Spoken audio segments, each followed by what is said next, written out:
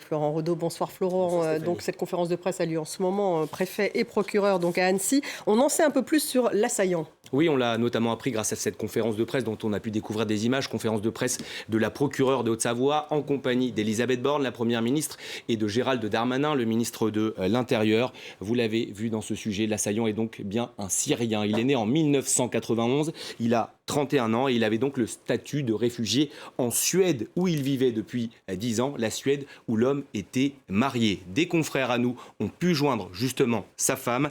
Voilà ce qu'elle confie. Ils se sont séparés il y a 8 mois. Elle n'a plus de nouvelles de lui depuis 4 mois maintenant. Une période qui pourrait correspondre à son entrée ici en France. Entrée légale, on le rappelle, puisqu'il était réfugié donc en Suède. C'était un homme inconnu des services de police, inconnu des services de renseignement également. Et il avait donc lui-même une fille de 3 ans, le même âge que les enfants qui ont été attaqués aujourd'hui. Alors, s'agit-il d'une vengeance personnelle, relative à cette affaire personnelle? C'est évidemment trop tôt pour l'affirmer. Ce sera aux enquêteurs, le travail des enquêteurs dans les prochains jours, dans les prochaines semaines. Une chose est sûre, l'homme n'avait pas de troubles psychologiques documentés, ce qui ne veut pas dire qu'il n'en avait pas. En tout cas, cela n'avait pas été diagnostiqué. Et selon les premières informations qui sont tombées il y a un quart d'heure maintenant, il ne serait pas dans un état normal lors de cette garde à vue.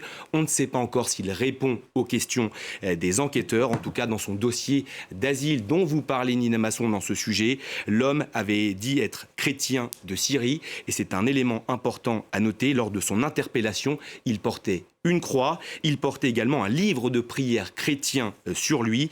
Et au moment de cette attaque, Nina vous le disait, l'homme a crié au nom de Jésus-Christ, des propos qui ont donc été tenus dans une vidéo qui a pu être consultée par nos confrères de l'AFP. En tout cas, l'information principale de cet après-midi est venue de la procureure. Aucun mobile terroriste apparent. Le parquet national antiterroriste continue son évaluation.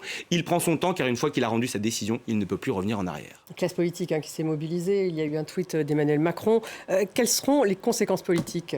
Alors, tout d'abord, il y avait une union sacrée, on va dire temporaire, Stéphanie, à l'Assemblée nationale. Vous allez vite comprendre pourquoi. L'Assemblée nationale, l'hémicycle, où une minute de silence a été religieusement respectée par tous les députés de tous les bords. Tous les partis ont d'abord fait part de leur émotion, de leur soutien aux victimes, de leur soutien aux forces de l'ordre qui se sont vite interposées. On le rappelle, 4 minutes pour interpeller l'assaillant. Mais cela n'a duré qu'un temps. La politique a vite repris ses droits.